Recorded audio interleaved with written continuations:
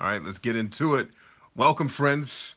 Welcome to the live stream here at the Bryant Chambers Movement, helping you take command of your life. Tonight, let's talk about who are you picking for the Super Bowl? Who do you want to win, yo? Who do you want to win the Super Bowl? It's going to be an awesome rematch from 2005, Eagles and Patriots. My older brother, not my oldest brother, but my older brother is actually a Philadelphia Eagles fan. So, even me being a Washington fan where I know, I guess, the rule is I'm supposed to hate everybody that plays in my division. I never really understood why I have to do that, other than it's just social conditioning. But I'm pulling for my brother. Although I do have a lot of respect for Tom Brady and Belichick and what they've been able to pull off with going to 8 Super Bowls. Matthew Gentry is here. Hey, B, hope you're doing well today. I'm doing amazing. Jack Frost has good videos. Thank you, Jack Frost. Got my ghetto water bottle here tonight. I'm going to have this. This is going to become a meme. GhettoWaterBottles.com. So the reason why I have that, what's up, Steve? The reason why I have this is because I can drink a lot of water all at once. I don't have to go get more and more cups of it. I can just drink water, right? So I am Peter Cole says, I've got on this one. Okay. I have no idea what that sentence means. Caddy George throws up the deuce. What's up, Caddy George? So do you want the Eagles or the Patriots to win in the Super Bowl? We got to pick a team. I'm going to pull for the Eagles because it's my brother's favorite team, and I don't want him to have a stroke if they lose again. The health of my brother is on the line, people. Come on, Jack Frost. I'm trying to keep my brother alive and healthy, and you're rooting for my brother to not. We got to do this, man. Let's see. Stephen Bland said, I wanted to attend the call today, but I woke up a bit later. Dude, how do you wake up later than the call? Well, I guess I forget that I'm 3 hours ahead of you. So I guess that's all right that you woke up at 9. Melanie says, I'm boycotting the Super Bowl this year. LOL. So is that because the Giants were really, really bad? Or do you have more of an ethical, moral reason why you're... And either answer's fine. I'm just curious, yo. Caddy says, right. Autoway, I think he meant Autoway Eagles, forget the Patriots. Patriots don't need another Super Bowl. I mean, I do like Tom Brady and his ability to just get it done and the story behind him going to 8 Super Bowls. And I think the franchise is going to 10 Super Bowls. So I do respect that. Patriots don't need another Super Bowl, says DH Lord. Melanie says, yeah, as a Giants fan, I checked out of football this season. I hate both teams in the Super Bowl this year equally.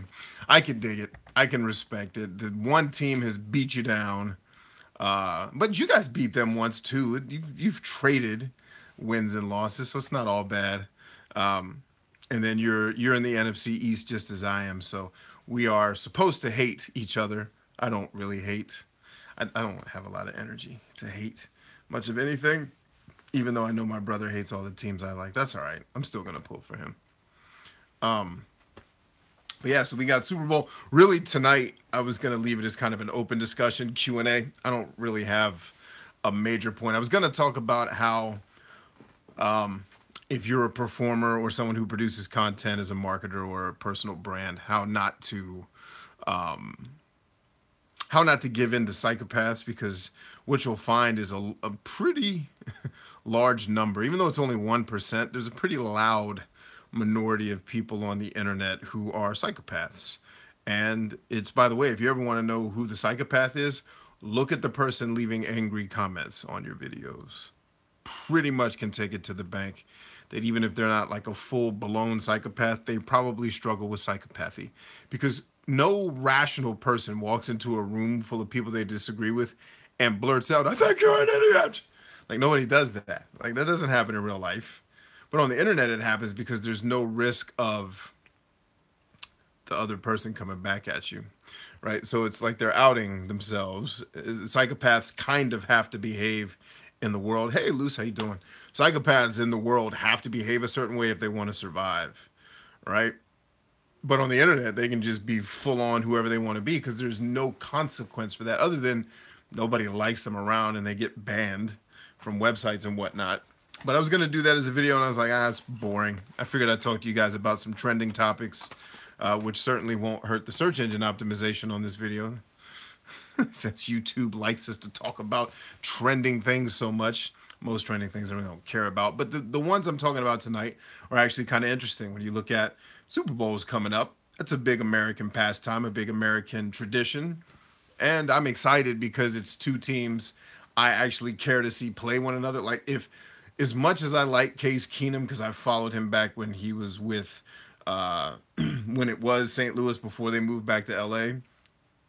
And as much as I like his character and his spirit as a person, I don't want to watch him play Blake Bortles in the Super Bowl. Like, it's not interesting to me at all, right?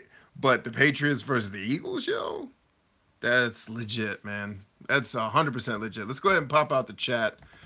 YouTube's being crazy. Stop. I'm not clicking on that. I don't understand why this thing's, I'm not.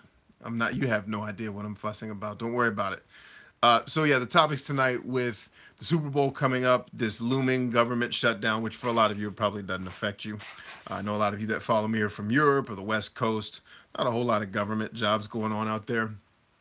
It's just very interesting that we have a political system here in the United States where we can't come to agreement on things, less because it's what we stand for and more because it's as a person who's a member of this party, if I vote this way, even if it's what I truly believe, they're going to ostracize me. I mean, it's Darwinian tribal living at its best, because it's so many people. Obviously, I'm not talking about everyone. I think there are politicians in the system, albeit probably only a few of them, who are making decisions based on their values and making judgments that aren't political judgments, or political is not the right word, that aren't self-interested, I'm trying to keep my seat judgments.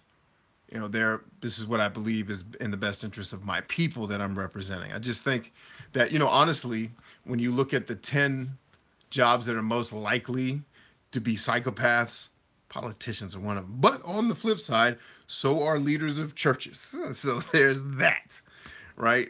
And CEOs were at the top of the list. Lawyers, I think, were number 2. Politicians, like positions of authority. You know, I always find it interesting when I meet a person who is attracted to a position of authority. Because as a person who sat in positions of authority at a fairly high level, and you could argue I'm in a position of authority as the owner of my company, it's not something that the best leaders I've ever met strive for. They strive to make their teams better. They strive to make themselves better. Like the really, really successful people that I've met, or good successful people that I've met, because I've met successful people that suck.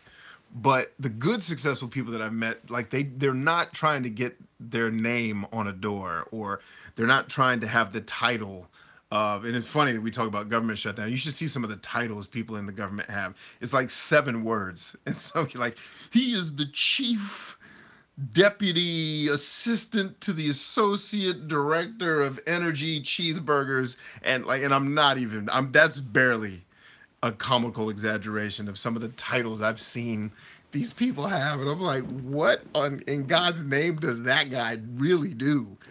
Right? And it's just interesting that we have a political system that allows this rampant self-interest to continue, and people to get up there and grandstand and talk about whatever it is they talk about. Because obviously I'm not paying very close attention to it. But it's kind of disappointing in a way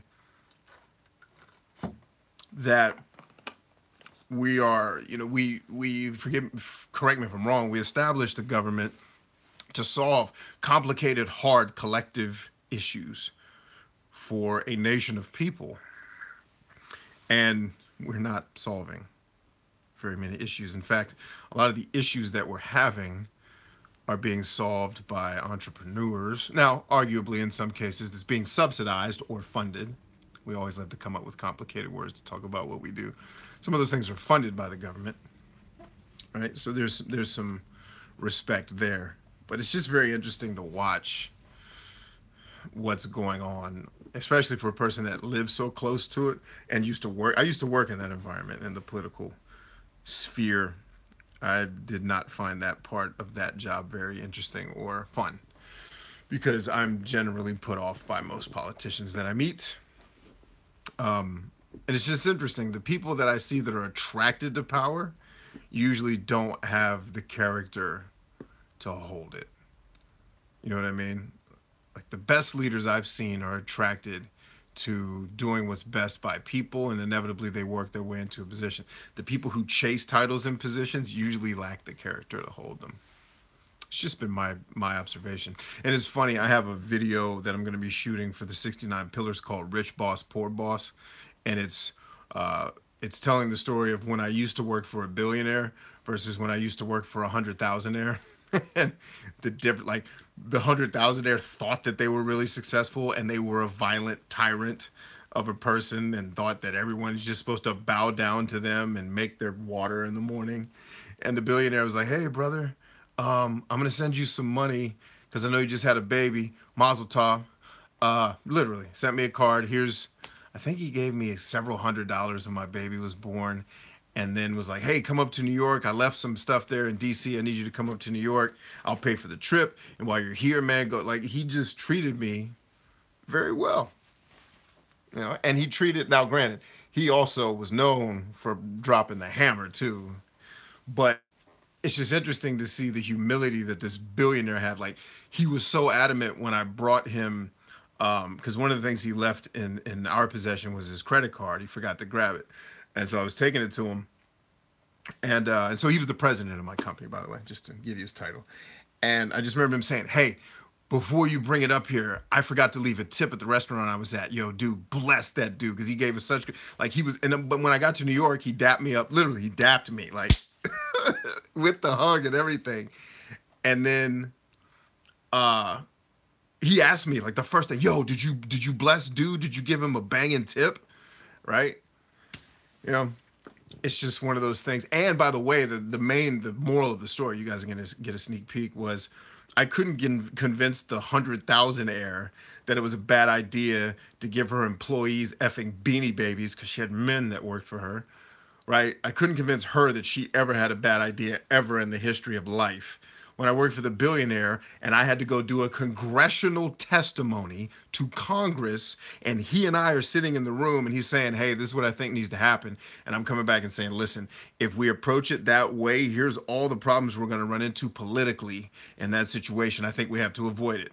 And he looked at me, he goes, well, you know better than me, brother. Make it happen. I'll be in the audience. Like, the billionaire is trusting me with his company to go do a congressional testimony to the government. And I can't get freaking fancy pants over here. And it's just the humility I see of people who are hyper successful over the people who just are dying to have a title. It's just interesting, you know, and neither one of those people are perfect or saints. I'm just saying there's an interesting correlation I've noticed when I'm around billionaires. There's a different air about them than when I'm around people who think they're successful because of their title or the car they drive. And I see a lot of that in the government. I see a lot of people who are drawn to positions of leadership and authority, but they don't necessarily have the character to sit in those positions, right? When you have to make decisions for the better of the people or for the better, and by the way, I've seen some politicians do it, right? I could name some, but it'd probably start a war because of people who are actually politically inclined. You know, I think there were some things that Bush Sr. did that was going and falling on his sword. And I don't think everything he did was amazing. And I know there's a large percentage of people in our country that think he's part of the Illuminati. It's fine. But there's some things that he did that I think were respectable, right? You know, Jimmy Carter is oftentimes lauded. Actually, I have his biography up here. I haven't read it yet. He's oftentimes lauded as one of the worst presidents that ever lived. I think we probably throw Woodrow Wilson in there. Like, wait a minute. We're talking about, hold up. We're talking about historically bad decisions. Interestingly enough, one of the things Carter tried to do, at least from what I understand, I need to read the book. Political pundits can correct me if I'm wrong, but he tried to bring more of an industry-style budget management process, and he got freaking crucified for that because you got people in those situations, those systems that don't budget well, and they don't, it's hard to predict what's coming. And then when it doesn't happen, they don't give money back to the people. They spend the money. It's the way the government works. I don't know if you knew that. right? And I believe Carter tried to put it into that, but then all the people in office were like, wait a minute, he's taking money out of our pockets. Screw that. The American people can go jump off a cliff. Let's take him down and then label him the worst person that's ever lived. Now, I don't know if that's accurate. The point that I'm making is you see, and granted, of course, you see violent self-interest play out in the entrepreneurial world as well. You know, I've talked about Sony on a lot of my shows and the things that they've done and not taking care of their customers up until the last several years, right? You know, Enron, which was not even a company. Steve Jobs, may he rest in peace. People said that he was kind of tyrannical. So I just think it's interesting, man. I think it bears conversation. I think people smarter than me can probably pontificate on it better than I can. But if it's affecting you, I'd love to hear from you in the comments. What is it going to mean for your family? You know, so who do you want to win in the Super Bowl? What do you think about this government shutdown? And then the last piece was this notion I've been seeing in the news. My wife brought it to my attention 2 weeks ago, I think, about all of these porn stars that are dying. And then, oh my God, it's this epidemic of porn stars dying. And interestingly enough, if you look throughout history, there's a lot of reports you can find on the internet. There's a book that I read years ago. I was in my 20s. I'm trying to remember the name of the book, but it was basically an expose on the porn industry done by actually a former Army officer. It's funny because when I was reading his story, I was living through what he did when he was young before he wrote this book. God, I can't remember the name of the book, but he talked about how the industry, because basically what he did is he went around and interviewed all of these famous people and women. I won't name the movies on here because there's young people and I don't even want to sow that seed into a young mind. But certain women saying that what you were watching on camera was actually me being raped, that was not acting, you know, and then some women attempting to get out of the industry, then being murdered if the handlers were making a lot of money off of them. Now, whether or not that's true, I don't know, I wasn't there, but there's enough conversation going on to at least have something to investigate. And there's been a lot of articles. My wife, she's like, what is up with all these porn stars dying? And I was like, what are you talking about? She's like 4 porn stars died this week. And then I think another young girl died this week.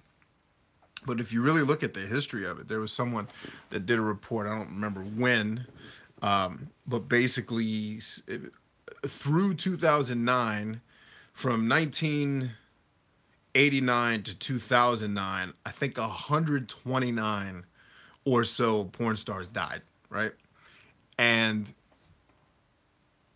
if you look at just that group of people and you use that as a microcosm for the industry, which I don't imagine, I don't know, because I've never worked there. I don't know how big the industry is. I imagine it's not, I imagine it's a lot like Hollywood where it's not that many people.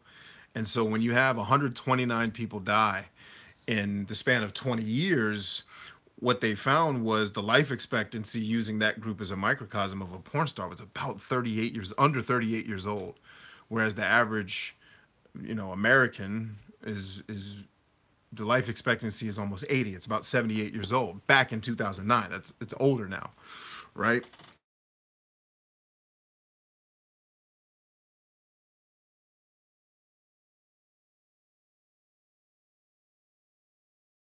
Usually young. And what the report showed was that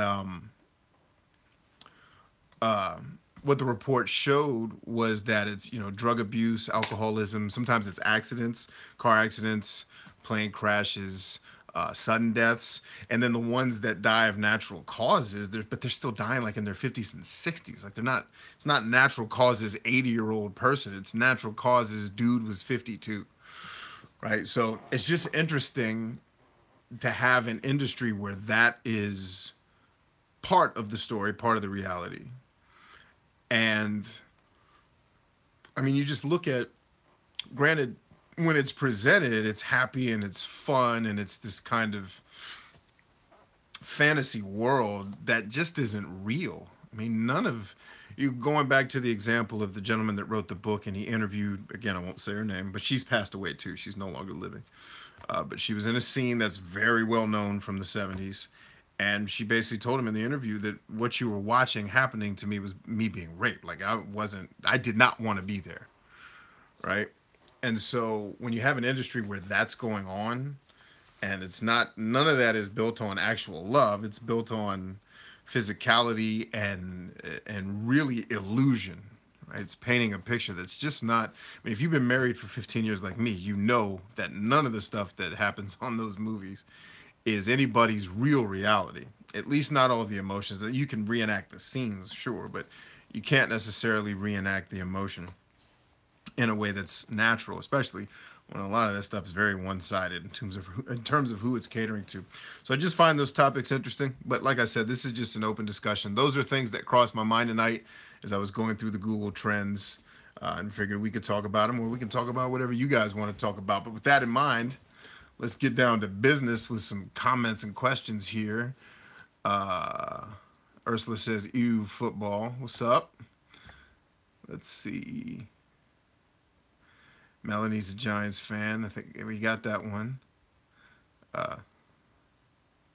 I'm Peter Cole says, you want to talk games instead of sports? I got you. Dude, I don't even know what's going on in the gaming space. I logged into PlayStation Network last night for the first time, and I was actually logging in to download an update for my son. Like, it wasn't even me trying to play a game. And I was like, oh, wow. They made a new Mutant League Football? Like, when did that happen? That's awesome. I want that. And then it was like Madden was $17. There's a new Final Fantasy, and then there's a new game made by the people that made Final Fantasy that looked really cool that's coming out in a couple of months. And then I saw it was $50. I'm like, what? This is like a PSP game. But it was cool. I was like, wow, there's a lot going on. So, dude, you might have to educate me on what's going on in video games because I have no clue. I might spend an hour a month on video games at this point in my life because I'm so busy with the businessman and other things that I have going on in my life. It's been, you know, especially with deaths in the family and all kinds of other craziness going on. It's been busy. But yeah, man, you want to talk games, throw something at me. Throw a topic at me. I'll be happy to discuss it on the call here tonight. Jack Frost says the Pats. Let's see.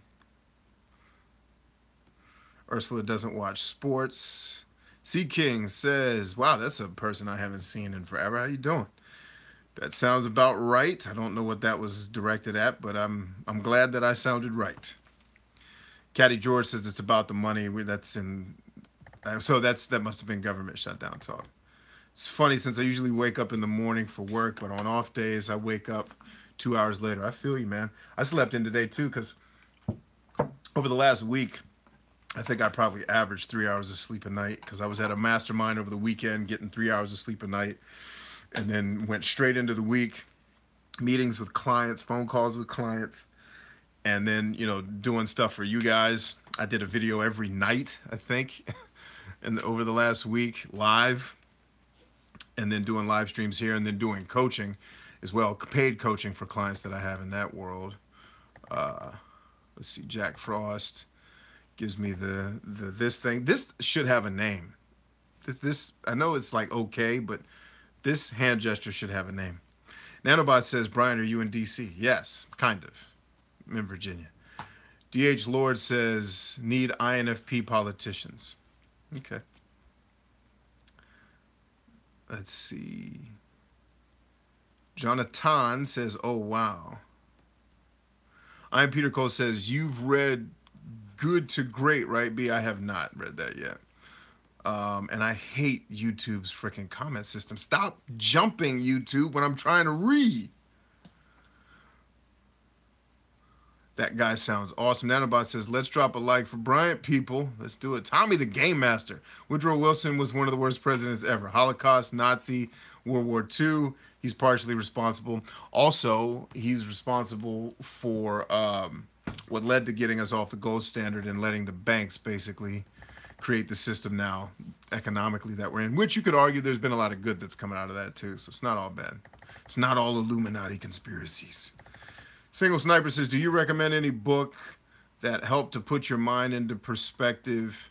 I have all this opportunity to succeed in life, but I don't always put forth the maximum effort to do so. So I think they're not on my shelf right now, but over on my fireplace, Extreme Ownership and The Obstacle is the Way. Is that one up here?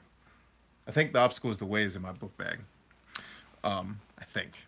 I'm not sure. Usually that's on my wall of favorites, but I switched those books out. So Extreme Ownership by Jocko Willink and Leif Babin, and The Obstacle is the Way by Ryan Holiday. Jonathan says the Vikings lost. They lost. Listen, they got beat like they stole something in the Middle East, like chopping hands off beat. Jimmy Carter pardoned all the draft dodgers on this day years ago. Your thoughts, B? I don't know. I don't have enough context for that. Don't have enough context to make a snap judgment on a human being based on one decision they made. Usually those decisions aren't as simple as the public and the news make them. Like, he pardoned all the draft dodgers. Well, what else was associated with that decision? We as human beings love to oversimplify things, especially when it's in favor of the argument we're trying to make. Listen, I'm not a Jimmy Carter fan or hater. I'm a fan of people freaking learning how to govern themselves and not needing so much help. But I don't know. I don't really have an opinion on that. Let's see. Dreamer says I'm late. Tommy says, I think people who indulge in porn or indulge in hookup culture are miserable people. Yeah, I don't know if I go that far. Certainly they may be lonely and missing something. I don't know if I go as far as to say they're miserable. C. King says, that was weird. It was muted for a second. Sister Hipster, oh, for the love of God, YouTube, with the jumping screen. Sister Hipster says, no, I had that problem too. What a title for a live stream, says Jeff James. Yeah, man, what a title. Definitely caught my eye. That was the idea. That was certainly the idea. Johnny Cox says, go Eagles. John Smith says, go Pats. Jonathan says, poor Vikes. Ranger J says, triple O. Here's a thought, and I think you may have answered it. What, if any, thoughts do you have regarding cryptocurrency? I think it's interesting. That's about it. That's about all the thoughts I have on cryptocurrency. Tommy the Game Master says, I knew, and I do have some of it, if that means anything. I knew a young man who was good-looking man and got hooked on porn, and he was always complaining about having no girlfriends. He had women constantly following him. They just weren't the fantasy women. Okay. Very interesting. Jonathan says, do you have advice for being addicted to video games? Not sure if personality matters.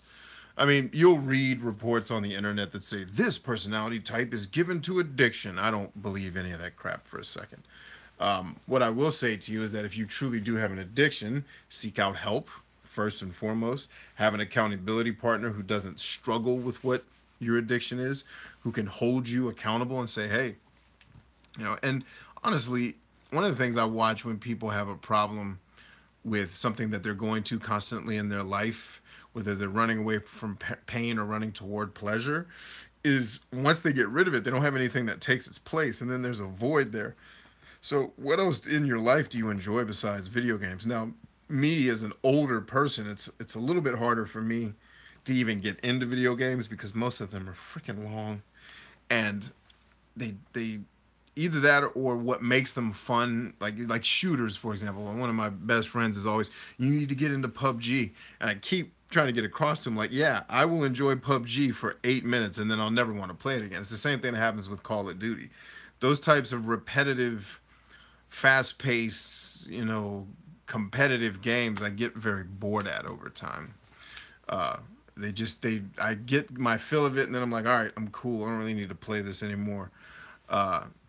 So what I'm saying there is, in my younger days, I could play games for hours and hours and hours on end. As I get older, I don't even think I could become addicted to video games, simply because I find most of them get very tedious over time. Even going back, I went back and played some old school games a couple nights ago for about 15 minutes. I think I played Shinobi 3 and Streets of Rage on Sega Genesis, and it was cool. But after like the third level, I was like, all right, I think I get it. I'm good. I can bounce. Ranger J says, a more relevant question, I guess. Is the book list on your website updated? No, it's not updated. Follow my Instagram. It's Bryant Chambers Lives on Instagram. That is my most up-to-date book list. Jennifer S says, hey, yo, what's up, Jennifer? I mean, the book list on my website is great, but it's not up to date. I switched that over to Instagram because it's just easier to manage there. Jennifer S says, first timer here for your live shows. Oh, sweet. Awesome how long you've been doing lives. Man, I've been doing lives all the way back to 2014 is when I started doing lives, but that was on a different channel. And that was before YouTube allowed me to do lives without destroying my channel. It's like doing live shows actually hurt my channel more than it helped it, because different algorithm, all I was doing was live shows, and YouTube was like, nobody wants to watch 6 hours of this, brother. So after it was live, my watch time was up.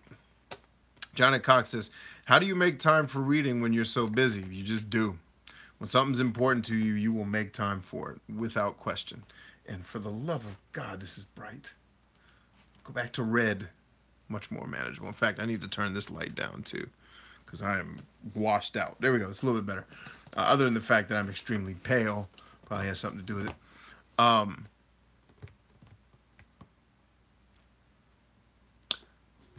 Peter Cole says, good to great is exactly what you were talking about with the two different bosses. Yeah, 100%, man. 100%. Jennifer S says, help me then. I'm not sure how to help you, Jennifer. Brandon Clements says, how do you like The Subtle Art of Not Giving an F? It was dope. It was a good book, man. I enjoyed it. I think a lot of people could stand to take away the main points of that book. I think, and Tony Robbins, I think, said it first. He obviously didn't title it that way, but he says, as human beings, we tend to major in minors. And that's really what that book is very much about, is we care about things that really aren't all that important. Dreamer says, I don't really get this Super Bowl stuff. Where I come from, there was no Super Bowl. There was just soccer and rugby. That's because you're European, okay? You listen here. At least I think you're European. Yeah, I don't know. It's what took place. So here's the deal. And I gave this example to a sports radio host in my city. We were talking about this on Twitter. He's like, I can't fathom. He was trying to wrap his head around why football became the #1 sport, because he was a person who was slated to go be a professional baseball player, but he got hurt and didn't make it. And he loves baseball, and he couldn't fathom, like, how did football eventually beat out baseball, right? And I said, well, here's the deal. Baseball came in to fill a void of basically taking people's minds off of the depression and all these other terrible things that were going on, right? So anything was a great, what they call an opiate for the masses, right? The reason why football took hold so well is you have to understand American culture is rooted in warfare. Think about that for a second. Let me back my camera up a little bit here so I can sit up in my chair and look professional, in case somebody comes along and wants to buy one of my products and I'm not looking like I'm slouching. Joking, of course. But America's heritage is rooted in warfare. We were founded by warfare. We fought with ourselves to establish what we were to become, right? And then we spent the next several decades fighting wars all over the world. It's part of our DNA, right? Football as a sport, and I know because I've been to war and I've played football and other sports. No other sport resembles warfare the way that football does, right? And so because of that, football rings true. And look at the names of the teams, right?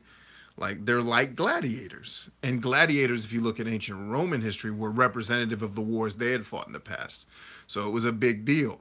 Right, sure, they probably played baseball in the Coliseum too, but it's like, that's fine. But I want to see these guys chop each other's arms off, because that's a part of our culture. It's a part of who we are. And it's interesting because people scream about these violent video games, you know, and what they don't realize is that in some ways, the games, depending on how they're used, can be detrimental, but they also help, like guys like me, deal with PTSD, for example. And so they give us a safe environment to kind of take the car out for a test drive without actually going out buying weapons and shooting them at people, right? To experience some of the thrills that come from war fighting without all of the negative side effects, or the negative effects, not even the side effects. But football is the most like warfare. And I've played hockey too, which is extremely aggressive and violent, but it ain't like football, right? I have played football games where we have broken legs, we have knocked a dude out, not on purpose, but we're not trying to hurt people, but you do. And it's a violent sport, and you're getting after it for the whole game. You are trying to take people down, and it's a fight. Every play, especially if you play up close to the line, it's like an MMA fight. And so the reason why it's caught on is because it's the consummate team sport. First of all, men love being a part of teams that are fighting against opposition. It's how we're wired. It's how we've evolved to survive tribally. So football hits all of those special little things that make us human, but specifically that make us American. So that's why I think Super Bowl is a big deal. Let's see. Yaki Talk says, how do you battle negative thoughts when you do hear people really talking about you? Keep in mind, I do practice ignoring negative people, but this is a work environment. So I don't just ignore it. I say out loud what I believe, right? And I say it to myself until my mind wraps around it and accepts it and can't think any other way. You are in control of your own mind. The problem is most people don't have the discipline to fight through that and to continue believing what they believe. They just succumb to what other people say because it's easier. And we are mentally lazy. Caddy George says, any good music? Check out well, first of all, what kind of music? It's way too broad a question because inevitably I'm going to suggest something and then someone's going to be like, well, I hate heavy metal or I hate hip hop. What kind of music? Jennifer S. says, because I'm definitely looking for help in my life at this point, lost, scared, and have potential for so many different areas to pursue. But being 36 and starting over, small business and stay-at-home mom. Okay. So let me ask you this, Jennifer. Have you signed up for my 69 Pillars of Success program, which, by the way, is absolutely free? Doesn't cost a dime. If you haven't, I would highly suggest you do. Sister Hipster says, have you played any Final Fantasy games? Yes, I've played one. I finished one, played a good amount of 2, didn't finish it. Hated 3. 4 was dope. 4 was actually the first one I ever played as Final Fantasy 2 on Super Nintendo. Never played 5, played 6, didn't like it. Played 7, hated it when I first played it. Came back to finish it back in 2004, thought it was okay. 8, I finished it, but because I had somebody help me with the draw system. 9 bored me to freaking tears. 10, man, took me a couple years to beat it. 11, I don't play online games that I have to pay for. 12 is my favorite Final Fantasy of all time. 13 was meh. 14, again, I don't play that stuff. 15, I absolutely hated. So yeah, I've played a couple Final Fantasy games.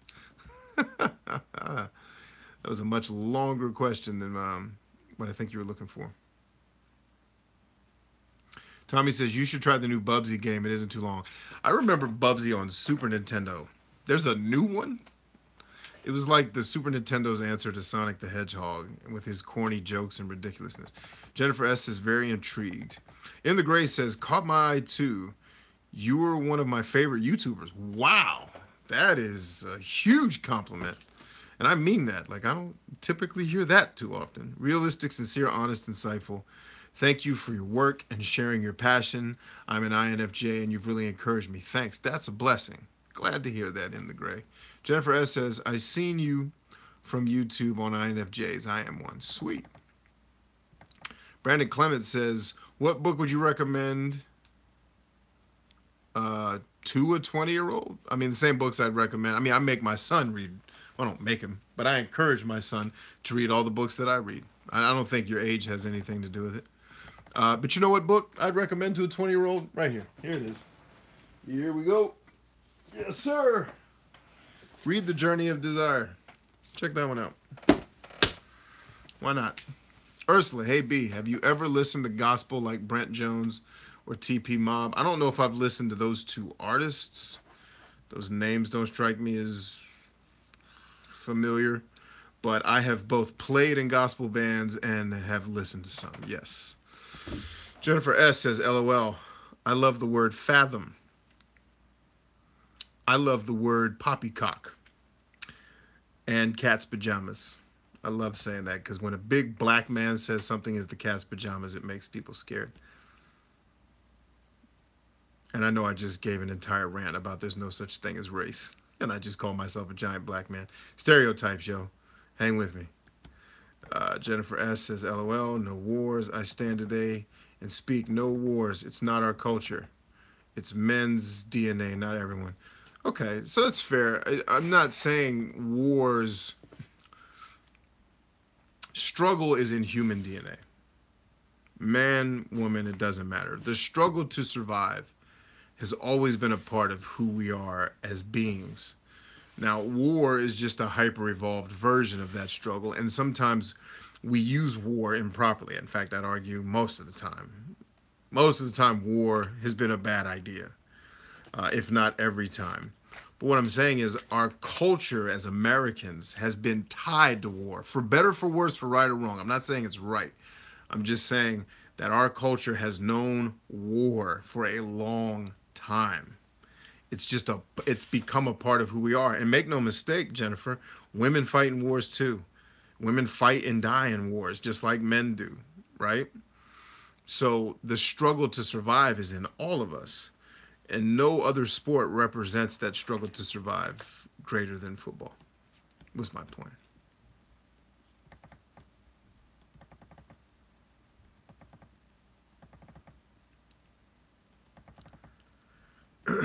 Dreamer says, I'm African, but I have an English accent.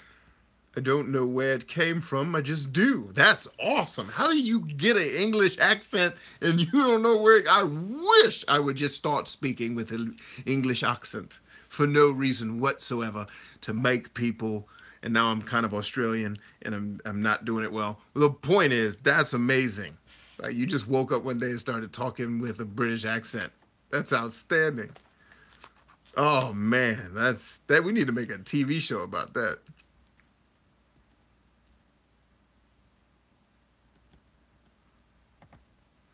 All right. Uh-oh, I think YouTube did the jump down the screen thing on me again. God bless this platform. Caddy George says, any kind, check, check, check. I've just been on the meditation music. So if any kind, then I suggest you check out my friend Stan, better known as Substantial. This is an older album of his, but oh my God, this dude makes dope hip-hop music. Dope hip-hop, kind of soul music. This album is great, by the way, as well. But Substantial is his name, and this is actually his group, Bop Alloy. It's him and a guy named Marcus D made this album together, and it's freaking bananas. So yeah, and I think Stan just dropped, and Stan is a friend of mine in real life. I think he just dropped a new album within the last month. So, and he's working on a ton of projects, but his music is really good, and the lyrics are uplifting and positive, not shooting people and pimping and all the stuff that kids like to listen to because it's sensationalized storytelling that I hate. Let's see. Good evening, B, says D. Lamana. What up, D. Lamana? Jennifer S. says, I play Beat Fever on Google Play, Facebook. Funny but true. I've never heard of that game, but cool. I'm glad you're enjoying it. Dreamer says, am I the only INFP here? And someone else says, the travel boy says, no, you're not the only one. Caddy George says, Pokemon. All right, Pokemon. Ursula says, I miss Metroid and Super Metroid. I miss Metroid on Super Nintendo. That was a good one. War Song on the Sega Master System. I don't think I ever played that one. Tia Olifant says, what first step do you have for a person who is seeking to be self-employed but currently is active duty military? Self-awareness is the first step to all success, no matter what you're trying to do. Self-awareness. Know yourself. Know what you would be committed to, what you wouldn't be committed to, what drives you, what motivates you, what are your values. And as a military person, all of those things are going to make perfect sense to you. First step has got to be self-awareness, because what you don't want to do is start a business. I'll give you an example of something that I did wrong in my business. So when I first started coaching on social media, I started on YouTube, and I started with gamers, right? But I hadn't really done enough market research to figure out, because I was looking for a particular caliber of creator, whether they were gamers or otherwise. But I hadn't done my homework when I first started coaching to realize that the deeper business coaching and the deeper self-awareness and self-development coaching that I make a part of every program I do, whether I'm teaching someone how to use social media or coaching people on personal development, it wasn't quite right, the audience for that. Most of the questions that I would get from this group are, dude, how do I monetize my, and I hate to stereotype, but it was the truth. In a lot of cases, I was getting younger people who weren't at the level of trying to be entrepreneurial. They were just trying to look for shortcuts to grow a YouTube channel very fast. Not everybody, because there's a lot of gamers that are in my program that do fit the mold that I'm looking for, but there's not that many of them. So I started reaching out to them because I was one, thinking that there would be a lot more like me, not realizing that I was the exception to the rule. So I created a product for people. It was a bad, what we call product market fit. I made this awesome product that didn't really fit in the market that it was marketed to. So therefore, it didn't really sell well. So we eventually pivoted that to work with entrepreneurs and solopreneurs and influencers, not just gamers, and it did a lot better once we did that, and attracted a lot more different types of people, from folks that run e-commerce businesses to people that run marketing agencies themselves, have been through what I teach. And that got better because I started to attract people who were a little bit more forward thinking than just people trying to get views and make AdSense money. And again, I'm not criticizing that. I'm just saying that's not what I wanted to work on, right? And so if I had been a little bit more self-aware of the environment that I was in and why I was leaving it as a creator, right? Because even before I started coaching, I was one of these people making content, but I was very different in my approach, not realizing that I kind of came arrogantly to the platform saying, I'm going to change the way this works because I don't like it, right? I don't like the way video games are handled a lot of times by the industry. For the love of God, I didn't like most of it. Some guys were good and interesting. And then even on the creator side, most of what I was seeing that was getting produced was just sensationalized foolishness. And I was like, there's got to be something better than this. And so I jumped into that space, not realizing that I'm the only one that thinks something is wrong. And then I found myself stuck. So self-awareness, self-awareness, self-awareness. Jennifer S. says she loves football. Sweet.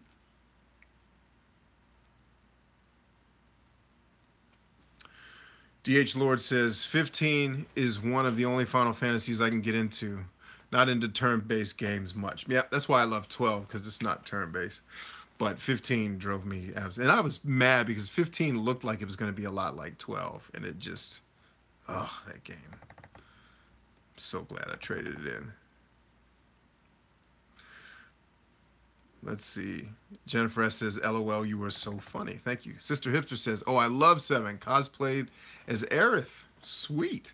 Final Fantasy 12, I like the gaming system. They're supposed to do a remake of 7 that may play like 12. Yeah, if it plays like 12, I'd be down. But I don't like this whole, we're going to split it into 3 different chapters BS. Like, just, I'll get it when the full thing is launched. Like, I hate that the gaming industry has to play the way they play with selling things, because the fans of it would burn down frickin' Silicon Valley if game publishers charge what they actually need to charge for games to be profitable, which is what's leading to the lack of diversity. And I don't mean sexual diversity. I mean lack of gaming diversity that we're seeing. We're just getting these big open world games that never end so much. Not always. Some stuff, some real cool stuff is still coming out, but not like it used to be. Caddy George says, ever been to Utah? No. I'd like to go to Utah, though. It seems like a cool place. Yaki Toke says, I'm sorry, silly spell check. Fair Trade Silver says, not today, but I saw Art of War Sun Tzu on your shelf. Thought it was classic ENTJ. Ted Cruz likes to quote it. Okay, cool. Joshua says, what up, BC? Want to check out great real hip-hop music? Check out Akala Fire in the booth, a must listen. I beat Final Fantasy X back in the day and liked it a lot. Jennifer S. says, just saying. Tommy the Game Master says, I'm a Mexican-Irish mix with a Russian last name. Sweet. Is Game Master's Russian? I was not aware of that. Sorry, I couldn't resist.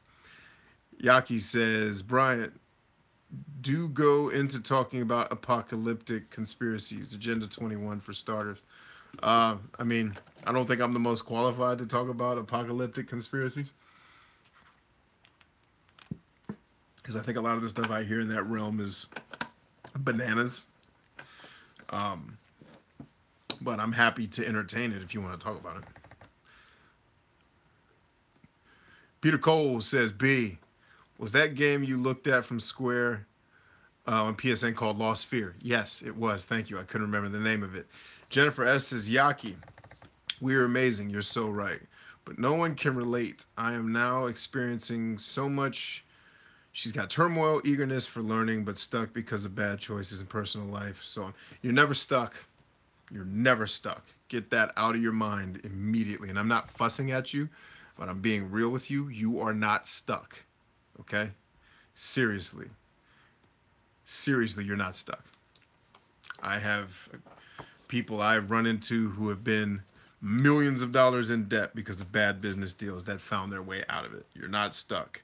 But if you think you're stuck, you're going to behave like you're stuck, and then you're going to keep getting the results. Start thinking like someone who is free, and then start taking the repeatable, disciplined, consistent actions that will actually get you free.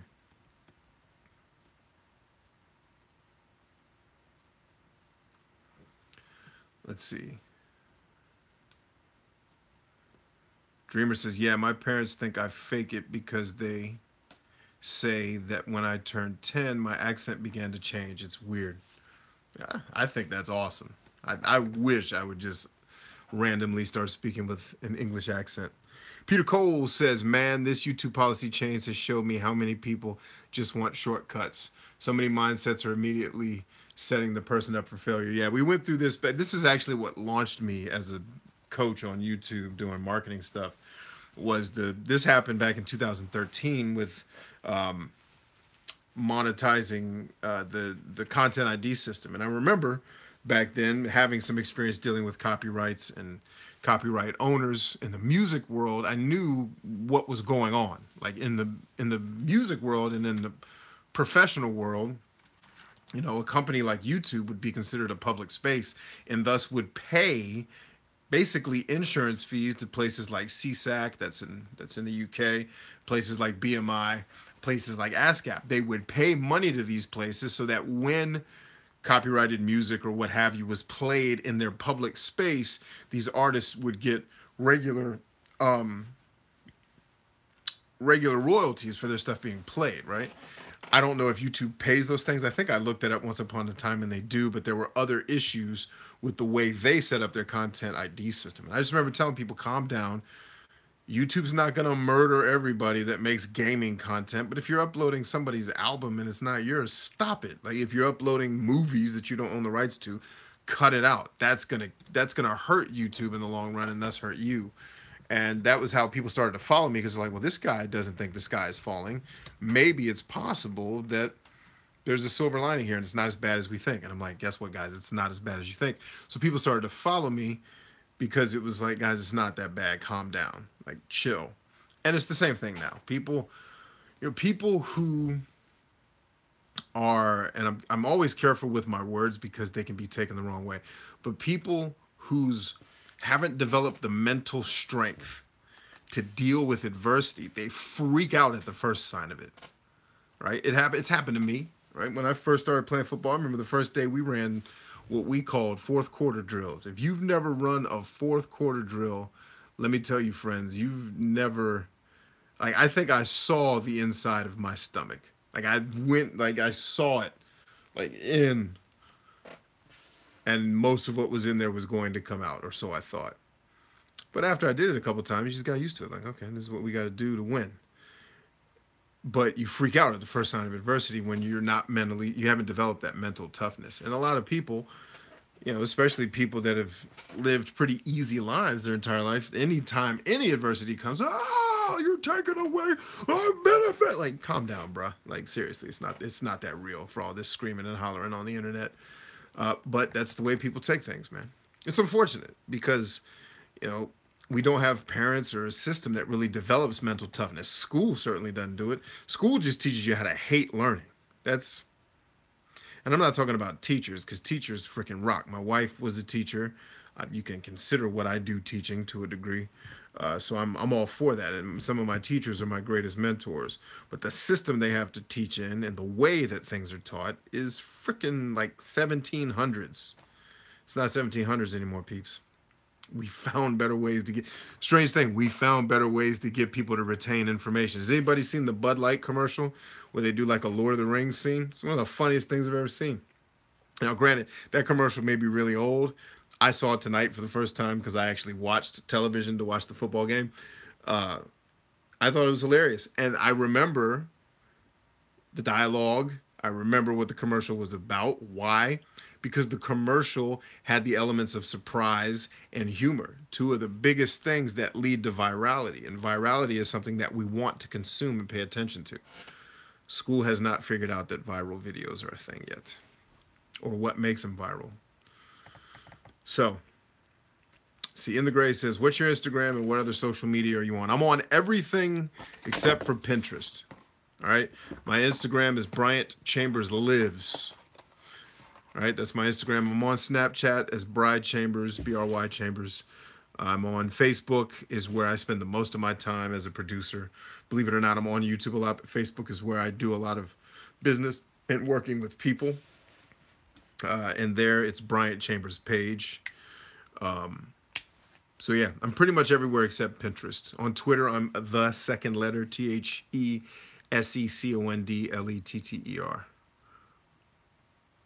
Let's see. Yaki says, there's a lot of talk on YouTube about the world changing completely in the year 2020. Yeah, we are definitely going through some major changes for sure. A lot of that is, I don't know about the exact dates, but it's accurate. We are going through some major shifts, especially in the workforce. A lot of things, this idea of going to work for a company for 30 years and retiring is dead. Let's see. Jennifer S. says, that's how you got to change things, even if it's video games. Speak.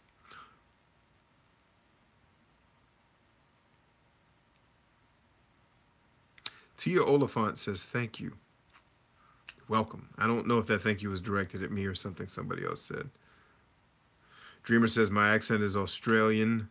I don't know why I said English, but yeah, that's fine. They're very similar. Tommy the Game Master, not my real name. I'm tracking, brother. I was trying to be funny. Joshua says, BC, it's actually Patriots versus the Eagles. I believe they beat the Falcons last year. Not a big football fan, just trying to upgrade my awareness. How are you going on 3 hours of sleep like that? I'm not now. I have slept quite well the last 2 days. But I was going on 3 hours of sleep because I had to do what I had to do. Things had to get done. And it just required me. I was networking. I was in a mastermind knowledge sessions for 36 hours. Not straight, but 12 hours a day. And then doing networking sessions at the end of that. And making connections with people who are also trying to change the world. I wasn't going to turn down that opportunity for a little bit of sleep. I was like, I'll just be tired and figure it out. Dreamer says, I'm now so confused. It's a little bit of both, I suppose.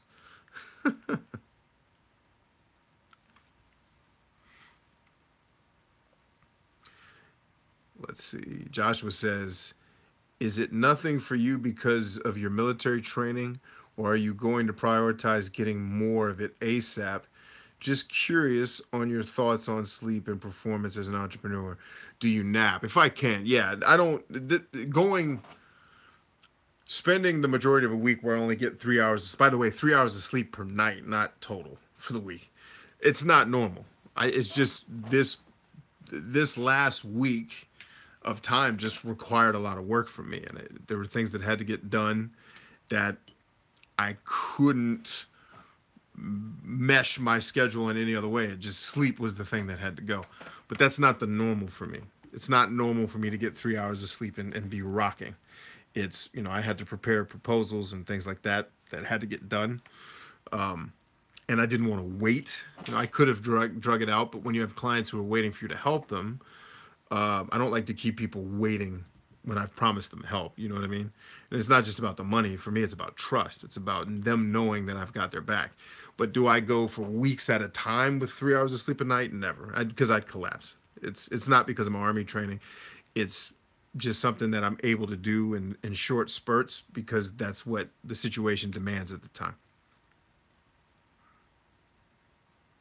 Peter Cole says, it's so true, B, with school. I love learning but hate the school system.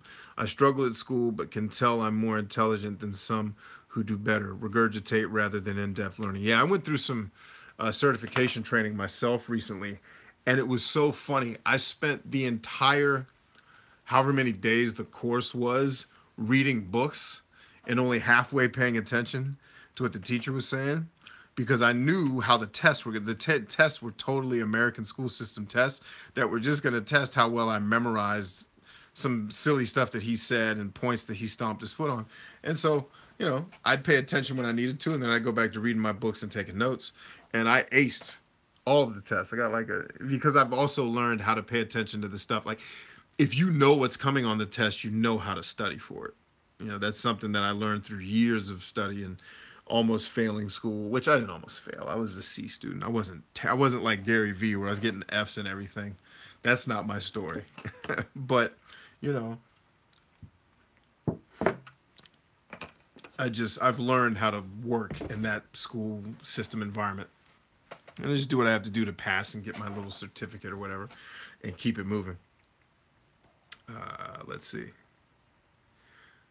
Ursula says, I need real life survival skills, not memorization about stupid BS. Yeah, that's a good point. Mr. Quesada says, what's your Tumblr? Just kidding. Yaki says, exactly. I learned from video games. I get better from being thrown in the ocean rather than the kiddie pool for me to learn things. I don't mean I learn everything from doing it the hard way first, yet visualize, experience, and practice. Dreamer says, I know that seeing the inside of your stomach was a metaphor, but I actually pictured seeing the inside of my stomach and almost barfed. Well, then now you know how I felt when I was running fourth quarter drills. How you felt it. I think I almost cried the first time I ran fourth quarter drills. I'm not even lying. Big, and I wasn't quite as big as I am now. But a football playing, burly young man almost cried during sprints that day. Like, I can't do this anymore. But it's because I had never experienced it and made it through it. And one of my buddies that had been doing it for years is like, brother, you'll be fine. Just breathe. You might throw up, but just throw up and keep it moving. You'll live. And then I lived. And I was like, okay, I went on the bed. T. Oliphant says, the thank you was towards you, BC. I believe in expressing gratitude, and I know you being a vet and watching your videos, you shoot straight. Sweet. Awesome. I actually made it through all the comments. Yeah, so I'm glad that was helpful for you, Tia. But the bottom line is just be really self-aware.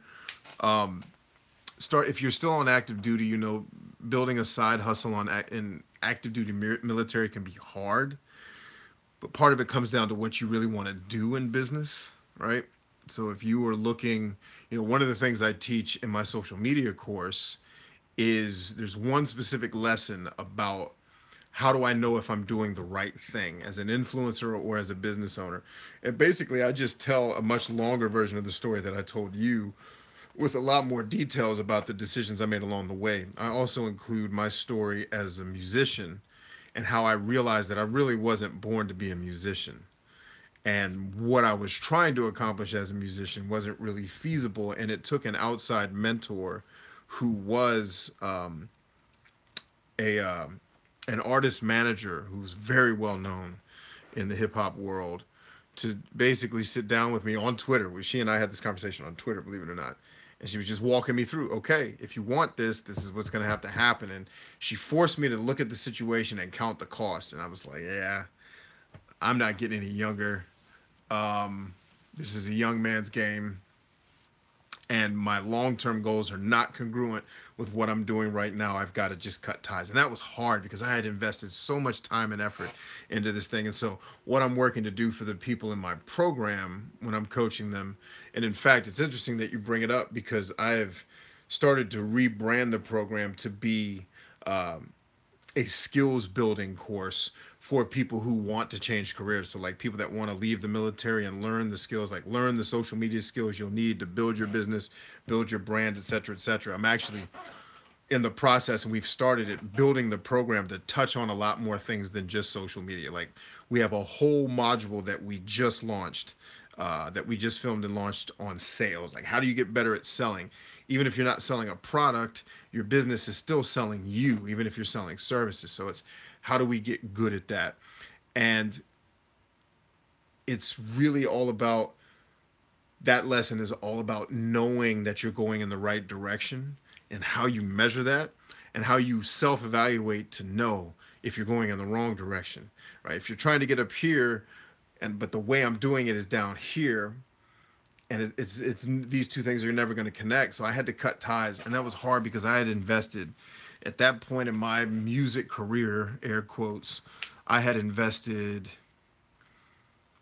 10 years of my life into making music, and that was hard because I was really adamant that I was going to one day be playing with the Roots, and I may still, but it's not going to come because I pursued this hip hop and heavy metal career. It's going to come because I'm doing other things, and eventually I may become that dude that the Roots, for whatever reason, let get on stage with them.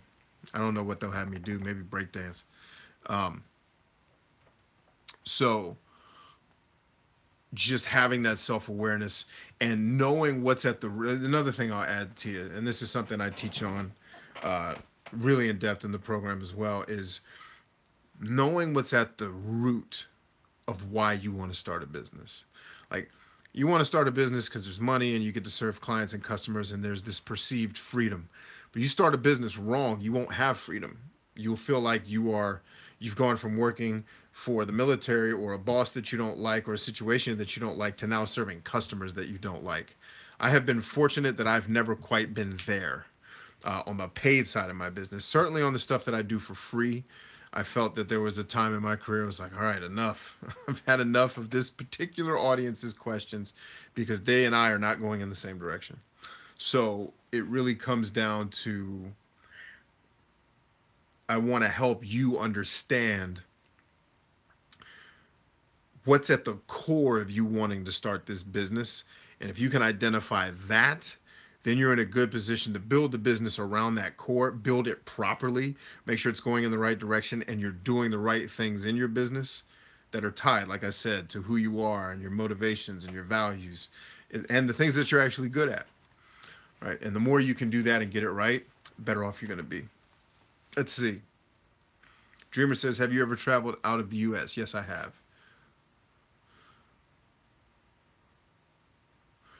Yaki says, how do you find the bridge between emotional states and logical state of mind? Make that question more specific. That's a very broad question. How do I find the bridge between emotional states?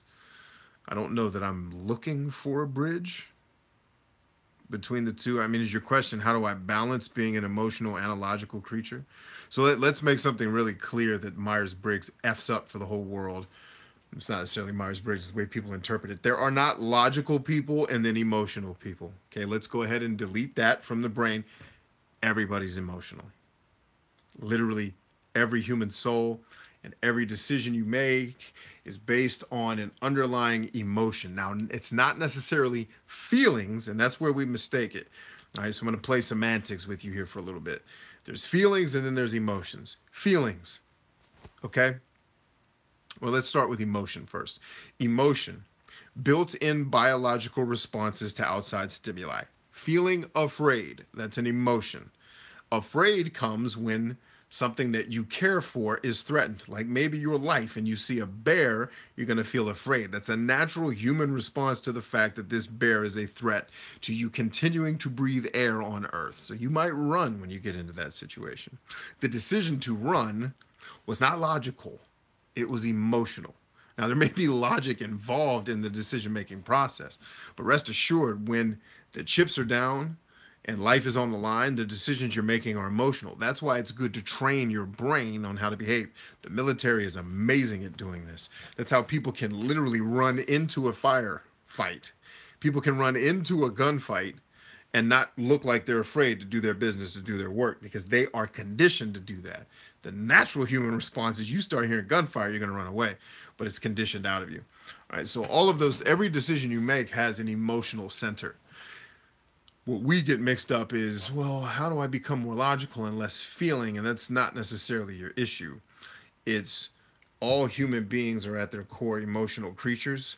How do you develop your automatic responses to things? By developing your brain and mind ahead of time to deal with things in a more rational way so that your emotions don't get the best of you. I guess is what you're trying to say. I could be wrong there. But let's get away from this idea that some people make emotional decisions, like feelers make emotional decisions and thinkers make logical decisions. No, we all make emotional decisions, right? A thinker is making a decision based on logical outcomes, but that's because there's an emotional benefit.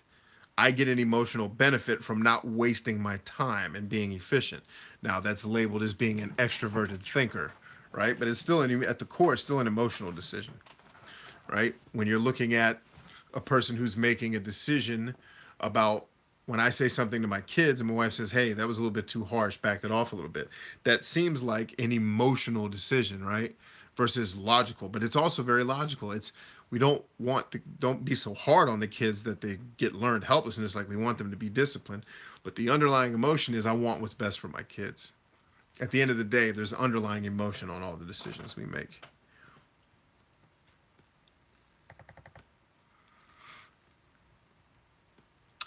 iFlame says, hey, B, awesome live stream. Sweet. Jennifer says, roots. I root for you. Get it. But seriously, don't give up. I believe you can play with them. Just believe, right? So it's not so much an issue of belief. It's that I don't really want to anymore. Like if I never play with the roots, I'll be fine. I mean, it would still be kind of fun. But music is not something that I'm pursuing anymore out of a great desire. Because what I learned is that I was pursuing music, but what I really wanted was to be on stage and say things that change people's lives. And I realized that music wasn't the best platform to do that with. What I'm doing now was a better platform. Yaki says, I think a lot of porn stars are committing suicide from reaching a point where they're thinking about the steps that brought them to the moment. And I think what a lot of people don't realize is that that's a traumatizing business, man. Like, who woke up thinking, well, I guess I'll go let people shove stuff everywhere today? Like, nobody woke up with that desire. This complete stranger is just going to come on in here and work the, like, no, like nobody. And I don't think for men or women, as much as men are, yeah, we're macho, we got to sleep around. Yeah, like, to a man, all the men I knew who grew up sleeping around, who knew I didn't, they were like, man, I kind of wish I did it like you did. Because it wasn't really all that great being this player that had all these women and made all of them angry, created all this emotional strife. You didn't deal with any of that, right? So, you know, and I don't think it's that one-sided, but yeah, I mean, I can't imagine that's a happy, as much as I think they probably tried to present it as this fun fantasy world. I don't think anybody's going into that like, I can't wait today. They're going to back a dump truck full of oil on top of everybody. Like, I don't think anybody's waking up with great joy about that being their job. Especially not on the women's side. Men maybe more so. I mean, again, I've never worked in it, so I am definitely speaking in ignorance. I just think general human common sense looks at that profession like, nope, probably not. Probably not her first choice, right? I don't think she was in second grade like, you know what I can't wait for? You see what I'm saying? Like, I just know. Probably not what they drew on the picture in 10th grade. Like, what do you want to be when you grow up? Don't think that was on the list. I think things happen. Tragedies happen to people. I think in some cases, women and men do what they got to do to feed themselves. And it's unfortunate. I mean, I've been in foreign countries where I tell the story all the time about the kid that tried to sell me his sister. in a prostitution situation. Now, of course, I didn't take advantage of the situation. It made me sick and sad that it was happening, but it's happening because they got to eat.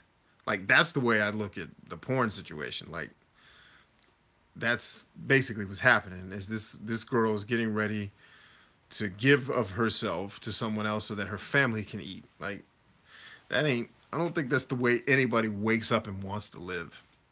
Again, even though it's presenting itself as this fun, kind of naughty, but exciting business, I can't imagine behind the scenes, especially with the rampant drug use that's involved in making some of the scenes. I just not buying that those people are mostly happy.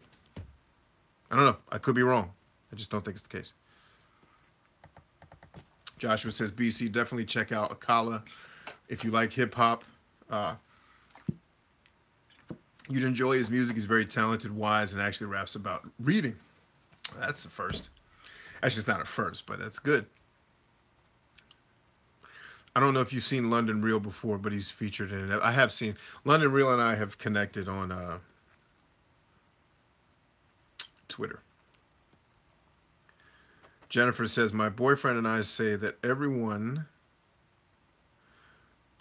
in the country should do a must-do 124 months of boot camp or training. I don't know what 124 months. I'm not sure how to read that, but you're saying people should have to go to boot camp. I get it.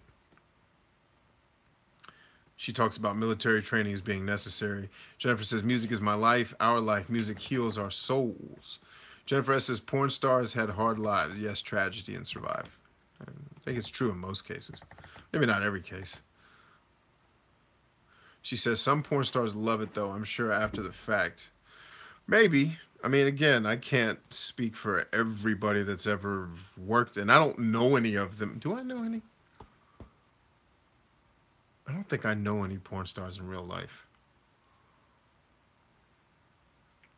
I don't think I do. Don't think I've ever met anyone that did that line of work in real life. I'm just going back through the Rolodex. Yeah, I'm pretty sure.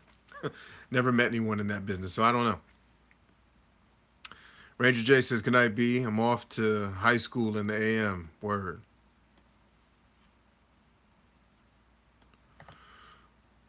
Good luck at school tomorrow, my friend. Yaki says, the emotional ties / strings with people after porn stars must be suffocating. Could be. All right. Yaki says, I'm tired. Jennifer S. says, we should ask the porn stars. Well, if any of them come on my show and decide to tell us that they are, I'll be sure to ask them. I don't follow any of them on social. I don't really follow anybody on social media or what anybody's doing, let alone what the porn industry is up to. I don't know. I don't follow any of the actors. I just realized I pushed this in front of the camera. I was like, what is that blue thing that just showed up on YouTube? It's my water bottle. That's what 3 hours of sleep will get you, yo. Joshua says, music can definitely be healing and knowledge empowering and uplifting. Thanks, BC. When one can mix both effectively, I truly respect that and wish more artists would try to do so. Nathaniel, what's up, man? Human trafficking is most likely a prevalent issue as well. 100%. 100%, dude.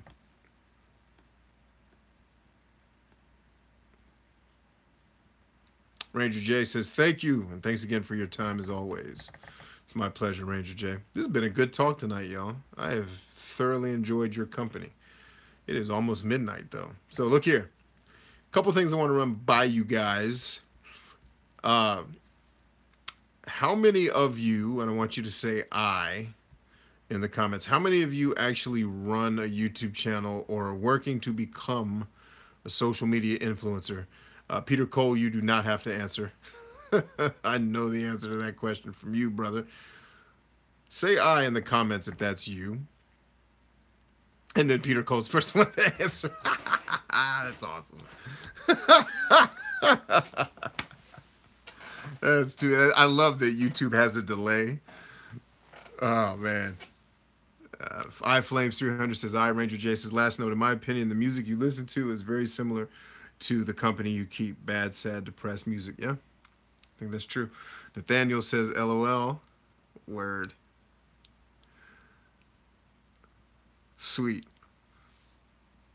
So I'm always curious about how many people here are working to become YouTubers or Instagram influencers and whatnot. Ursula says, I guess so, since I need social presence as an author. Okay, sweet. Flames, your beard is amazing. I have not seen Flames' beard. I feel like I need to go check this out. Excellent. Jennifer S. says, mean, but truth hurts. But yeah. Oh, what was mean? Somebody said something that was mean? I must have missed it.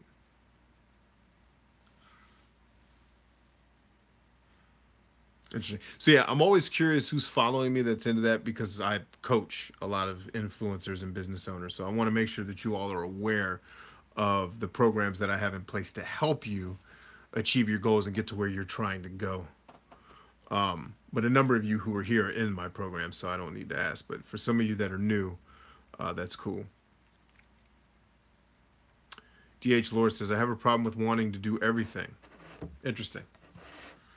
So out of the everything that you want to do you like something more than the other somethings?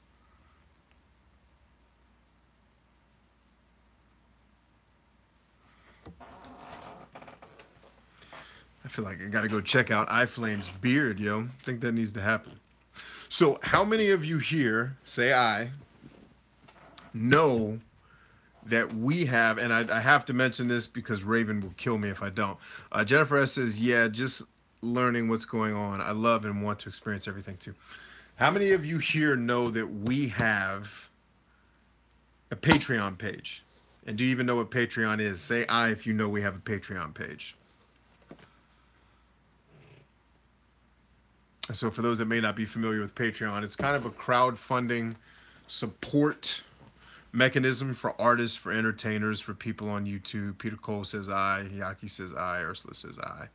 Who else? Who else knows that we have a Patreon, who's been to the Patreon and understands what we're using Patreon to do? Right? So for those of you that don't know that we have a Patreon, or if you don't know what Patreon is, it's a means that it's a website that gives those of us that create lots of free content and don't charge for it, a means to bring in revenue to support what we're doing. Yaki says, hate that it started, but helps you guys. Not sure what that means, but that's cool. Jennifer says no. And Jennifer's new, so of course she wouldn't know. It's her first time watching. So Patreon basically gives a lot of artists and influencers an opportunity for their fans and their followers to contribute to what they're doing, to supplement their income to whatever they use it for. We approach Patreon in a very different way. And in fact, I stayed away from it for a long time because I didn't want to do the typical, your contributions helps us to stay on the air. Because, no, listen, like, this is my calling. This is going to be on the air if I have to drive to San Mateo, whatever, California, and go to YouTube and be like, turn my stuff. Like, we approach it from this perspective. The Bryant Chambers movement is you all, and I am the mouthpiece. And what we're working to do is help people across the planet. Like, our goal is to reach 1 billion people. Hear me. I'm not joking. Our goal is to reach 1 billion people. Like, think about what you experienced on this call tonight. You came, it was entertaining, it was fun, but we talked about real stuff, not hyper freaking sensationalized news or trends or me trying to come on here and be funny. And nothing against the people that do that, but you're getting something different here that in some way, shape, or form, I believe, and I think you'll agree, is contributing to your life in a positive way. If you agree with that, say aye. Okay? So if you agree with that, you came here, we had great topics, right? We talked about the Super Bowl coming up, even though a lot of you don't like football and you hate America. I'm joking. 2, we talked about the government shutdown. 3, we talked about, all these weirdly interesting topics that don't necessarily go together, but then use those topics as a platform to enter into the challenges that you are facing in your lives and to talk about it from a perspective that you understand it, right? My focus My whole purpose for starting this movement, that's you guys. I am not the movement. It's you. I am the mouthpiece, right? Is to help 1 billion people take command of their lives, right? We want to reach 1 billion people and change lives, one soul at a time. That means I'm in this for the long haul. I'm not trying to make a quick buck and then bounce, right? Like I am here. You can imagine, I'm sure, that reaching 1 billion people is going to take a little while, especially because up to this point, I've reached maybe 7 million. So I have a lot of thousands of millions still left to go to get to 1 billion, right? I still have 993 million people more to reach, right? And it's certainly not going to happen just on YouTube. And that's the interesting part of what we do also, is we don't run our Patreon to support our YouTube channel. YouTube is just something that I do because it gives me a platform to speak to people and bring life-changing information. Nair says, and because I'm still studying, I was thinking about trying to help this way at least. Absolutely. And that's really what I want to get to. All of you agreed that when you come on these live shows, you get something good out of it, right? I get something good out of it, 100%. So I know that you all get something good out of it. Now, what I'm asking you to do is not give to us like we're some charity, right? Because whether you give or not, the mission will continue. What I would rather have happen is have you all be a part of the mission from now until eternity. And I'm going to say something a mentor taught me when I started working with his outreach program years and years ago, something he used to always tell his audience. And by the way, what I'm sharing with you is something I learned from him. Don't ask for people to turn your business into a charity. Ask for people to join you in contributing to bettering the lives of other people. So when you give, that's what you're contributing to. And if you've been on our Patreon, which is patreon.com/Bryant Chambers, when you've been there, you see that the benefits I give you for being a patron aren't like a shout out on YouTube. I shout you guys out every night when I come on here. It's not shout outs and hangouts. It's literally everything that I'm creating, all the products that I'm creating. Like you get stupid discounts, like unfair to me discounts that people have actually taken advantage of, believe it or not. Like they're like, well, if I just do the high tier once, I can get your program for 99% off and then I can quit. I was like, you could do that if that's how you live your life. And I'm not going to stop you. It's not the way it's intended to be, but if that's where you are in your life and that's what you need to do, no hate, no judgment. The point here is if you got something good out of this, you will also agree and say aye if you agree. Don't say aye if you don't, but if you agree, if you got something good out of what I'm sharing, out of what everyone else is sharing, then we have a responsibility to pay that forward. By the way, friends, that's why I do free shows all the time, bringing you real stuff, and I know this, real stuff that other people are charging you for, right? 69 pillars, totally free. I can name programs by name that charge you upwards of $100 to thousands of dollars to learn these principles that I'm teaching you. 100% free. In fact, the only thing I ever ask people for is their email address so that they can join the website. But if you don't want that, you can just watch it on YouTube. So if you agree, say aye, that if somebody does something good for us, then it's our responsibility to pay it forward. Aye, aye. Everyone's saying aye. Of course. Patreon, my friends, is the way that you pay it forward. Some of you are in a position where you can't necessarily afford to join my social media marketing or my social media ninja academy, where I'm teaching literally influencers and business owners how to crush it, specifically on YouTube and Facebook. Right now, we're getting ready to, we just did YouTube and Facebook, general social media marketing strategy, and we just did a whole panel on sales and how to be better at sales, how to be a better person as a creator. I don't mean morally, I mean more compelling, better at what you do. We teach all of those things apply beyond YouTube, beyond Facebook. I have literally had people come through my program and use it to go get a job, right? Not everybody can afford to get into that program, and I respect that. That's why I do so much. In fact, I have another free coaching thing on my marketing channel that I'm partnering with another company to do, again, for free, right? Teaching people how to make money on Amazon. That's coming, right? And it will either be here on my marketing channel, but not everybody can afford to get into my Take Command professional and personal coaching program, the Take Command of Your Life coaching program, right? Not everybody can afford to do that. Everybody can afford to give whatever it is you can give to pay forward to help us get this content in front of other people. Contributions can go to things like me, for example, running advertisements, which I do completely out of my own business budget. I run, you guys don't see them because I'm not running them for you to see them. I run advertisements to bring people to the free programs that I have and to bring people to the content that I'm creating. Contributions like the ones that you all give help that. They help us with the staff members that we bring on to help us spread the word, which, by the way, most of our staff members are volunteers. So everything that you're giving is going towards helping us take the movement and get into, remember, when we reach 1 billion people, that's your testimony. It's not just mine. I'm just a part of the movement, right?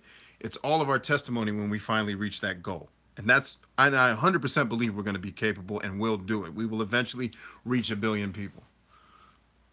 I would like you all to be a part of that. And I agree. I think you all would agree that you want to be a part of it too. And here's what my mentor taught me with his outreach program. Because what happens is some people, their objection to contributing is, well, I can't give that much. It's not really going to be helpful. You have no, like literally, if everybody that follows me on social media right now today gave $1, I could hire my entire staff. Some people that I do pay, but then other people that volunteer, I could bring them all on board and at least partially, depending on some of them live in really expensive places, could partially feed their families. If every single person following me on social media gave something today, right, or gave just $1, I could pay the majority of the people that volunteer to help me out. And I mean pay them well, just $1. So what my mentor once taught me is that there's no contribution too big, right? And there are people, there are bigger YouTubers who I've helped and just people in general who give pretty nice contributions, right? But then there's people who can't give that much, and there's no contribution too small. None. There is no contribution. So if all you have is $1 to throw in there, don't fall into the trap of thinking, well, it's just $1. Because if everybody that was following did what you did and helped us pay it forward, think about how much faster I can accelerate how we get the message out and educate people about the 69 pillars of success if you've been benefiting from that. If you are benefiting from stuff that other people are doing and you're not paying it forward, and by the way, I'm not saying that giving to me is the only way you can pay it forward. Sometimes it's just telling a friend. But think about how much more significant it is to contribute to the movement. And if that's you and you believe that you have that responsibility like I believe that I do, and believe me, I support people on Patreon that have helped me. Or, you know, I buy their courses.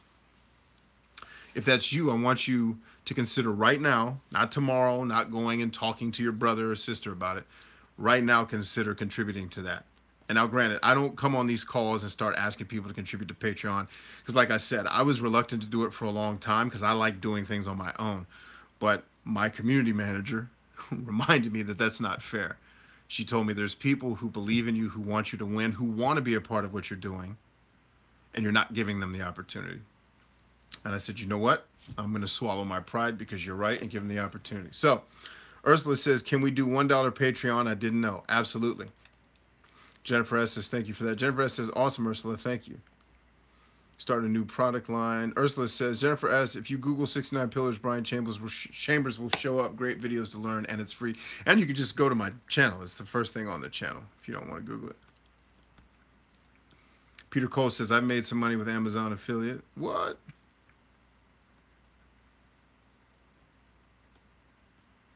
Jennifer says, I can't afford anything, more or less eat. That's a huge part of my obstacles. So it's also a limiting belief. We got to remove that belief. You can afford things. What you have to do is start making the consistent, disciplined thoughts and actions that are going to lead you to being able to afford more. And so what you do, I can't remember, was it Winston Churchill? I can't remember who said it. You start with what you have. Start where you are and with what you have. And if that's nothing, then you put in sweat equity. You know how many people helped me because I didn't have the money to pay them to help me, but I gave them free access to things that are worth thousands of dollars. Trust me, it can be done. Joshua says, every live stream you do, I'm so grateful to be a part of because I know how much it's going to blow up sooner or later. I've already made up in my mind I'm going to join the movement and make impact. Sweet. So does everybody know, and I think, let me pull it up here on screen. I think Patreon is in my links.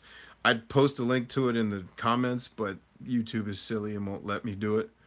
I'm looking to see if Patreon is on here. 69 pillars. I need to remove this. This doesn't exist anymore. Yeah, so if you look in the description of the video you're watching, it says support our work. It says patreon.com/Brian Chambers. So I want everybody who said I to head to Patreon right now and drop whatever you can drop. If you can drop one bone and that's all you got, drop. Now, by the way, if you have nothing, some of you are saying you can't even afford to eat, then don't. Just keep coming back around here, and trust me, you come around here long enough, you will find some money. All right, if you literally are gonna go hungry because you gave me $1, let's not do that. Right? Let's get you to a place where you can afford it, and then we'll talk about it. But I would like everyone that said I that can make it happen to head over to patreon.com/Brian Chambers to make your contribution time now. And I am logged into the wrong thing here, people. What are we doing? All right. So I'm trying to log in so I can shout you guys out. That is my goal right now.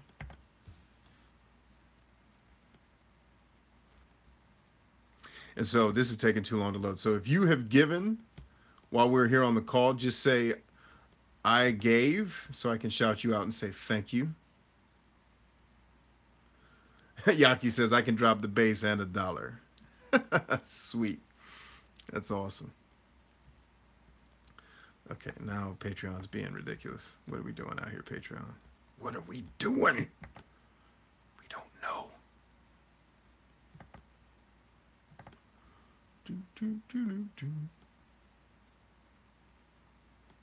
So we got that one.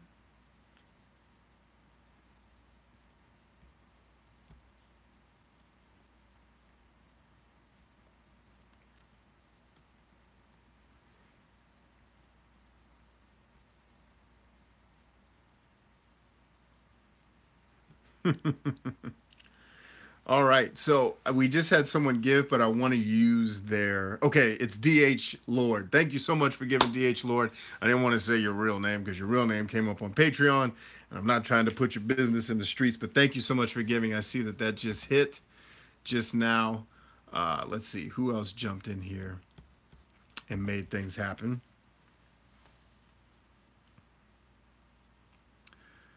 See, Tia Oliphant says, I believe in the spirit behind what you do will definitely contribute. Sweet. Thank you so much, Tia. Bless you. And thank you for your service as well. Joshua says, yeah, from day one, I've told multiple people to check you out. That is a no-brainer. I hope everyone here is doing that at a minimum. Sweet. Yeah, so like I said, if you don't have it to give, don't give. Like if babies are going hungry because you're trying to support what I'm doing, like I'll still be here. Go take care of your babies. I'm not about taking nobody's last dollars. Nathaniel says, thank you, Brian. Have a great evening. I'm excited to see what God has planned for the future of this. Sweet. Jennifer S. says, Yaki, thank you. I will. Let's see. Peter Cole said something funny. I saw pop up on screen. It says, I would give, but with VIP, I already donate plasma. Yeah, you're good, man.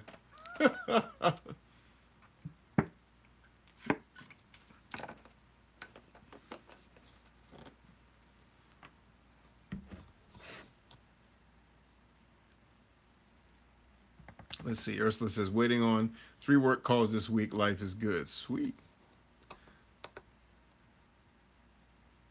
Nair. Yep, I see Nair. Thank you so much, Nair, for being a part of what we're doing here.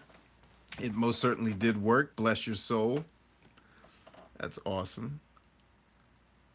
Let's see. Peter Cole says, you always make me laugh. Or she always makes Ursula laugh. Peter Cole. It's worth the value. Peter Cole says my social media ninja program should cost thousands. Well, congratulations, Peter Cole, because we just switched over to... I haven't made the announcement in the private group yet, which is hilarious because I'm getting ready to announce it publicly. And the only reason I haven't announced it to the private group is because I'm waiting for the SEO to update because it's going to send you guys the wrong information. Long story. But The Social Media Ninja Academy is now no longer open to the public. That's done. We now require an application process because we want to make sure. And by the way, my one-on-one group coaching, the Take Command coaching program, which is, and so let me kind of flesh them out. The Social Media Ninja Academy is for influencers, entrepreneurs, and business owners who want to learn how to DIY master social media for their business or whatever it is they're trying to accomplish, right? Or people like military folks, for example, who are transitioning from the military and want to learn new skills to apply to go get a job. So that's that. The Take Command one-on-one group coaching is personal development stuff, right? This is like the foundational program I'm running right now is helping people set the base for their successful life and knowing how to actually go after their dreams. And in some cases, helping people define what their dreams are, because we need help with that from time to time. And so what Peter is talking about here is, he said it should cost thousands versus the price that he's paying. And he's right. And so we just made both of those programs are no longer open to the public. They now require that you submit an application, because what we want to make sure is that we're getting the right people who are a good fit for the program, right? Like good people for us, making sure that what we're producing is good for them. So if I get someone that comes in and says, well, my goal is to make a quick buck on YouTube, then we're going to turn that person away. But like, that's not what we teach here. Like if you're trying to get fast money by taking advantage of followers, or just trying to game the system to get a lot of views. And there's, by the way, there's nothing wrong with that. I'm just saying that's not what I teach. I teach longevity. I teach, if you still want your brand to be around in 3 years, there's some things you need to do differently than people who are just trying to go for that flash in the pan. So we do an interview process now to get into any of those programs, and rest assured that the VIP and all that stuff we talk about is going to go up and has already gone up to the right price. Let's see. iFlames 300 says, playing Diablo 3 and watching the stream. Sweet. And he's editing a video. So thank you so much to all of you who have given. Bless your souls. I truly do appreciate it. We are very thankful for your support, and hope that other people will catch on as well. And hopefully, and by the way, you know, we want to make sure that you're getting value out of the deal as well. So hopefully that's the case. Ursa says, I need advice where to send a veteran in Wyoming with severe PTSD, and VA counselor is not helping. Ideas, please. Have that veteran check out, go to the website. Man, what is the website? I know the name of the company, but the website's different. Let me check real quick. Stand by, Ursula. This is a company that I actually work with.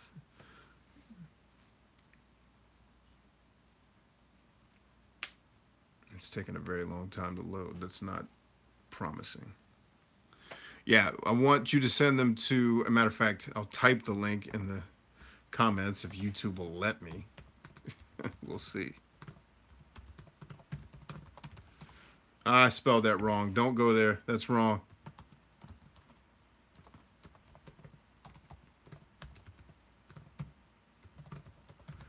That one's right. So Reboot Recovery. It's an awesome program.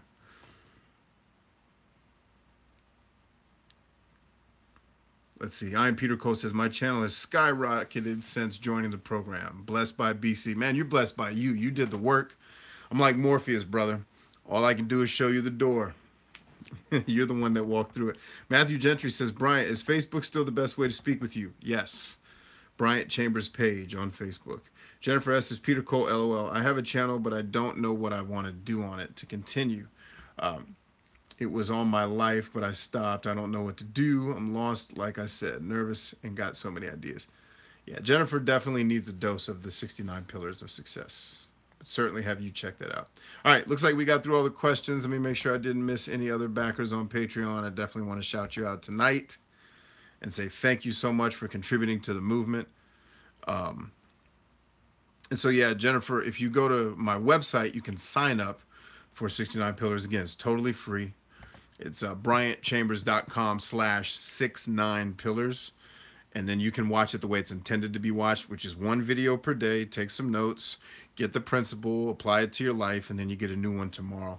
On YouTube, people have a tendency to binge watch, which is okay.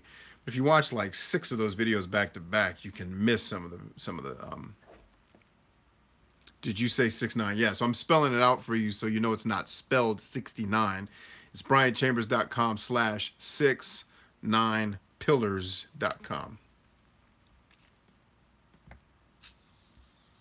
And that's the 69 pillars of success. All right. Travel Boy says, I'm just watching this. LOL. Not one more, not one less, just 69. Actually, there is more. Once we're finished with it, we have a bunch of bonus videos we're going to add. So it will definitely be more than 69 once it's said and done. Cool. She said, I kid. Awesome. Well, it's been a pleasure chatting with you all tonight. I have some work I got to prepare for my wife tonight and then go to bed and get ready to do this all over again tomorrow. So I love you all very much. Remember, as always, thank you so much once again to Karina and to DH for coming through on contributing to Patreon. Let me refresh one more time just in case I missed somebody. Do not want to miss giving a shout out to someone who's been kind enough to be a part. Let's see. Yes, someone else did just give. I don't want to say your real name though, but thank you for giving. Let me see if I can figure out what your name is in the stream. Not about outing people. It's personal. And Tia Oliphant gave. Thank you so much, Tia, for being a part of what we're doing here. You're a blessing. And then, let's see. Let's see who. Somebody else gave, and I don't. Anyway, so we'll just say LP gave. And thank you, LP. You know who you are. God bless you. So thanks so much, everyone, for being a part of what we're doing here at the movement. Remember, you all are the movement. I'm just the mouthpiece. I love you all very much. Remember that we are stronger than I. And I'll see you right back here tomorrow at some point.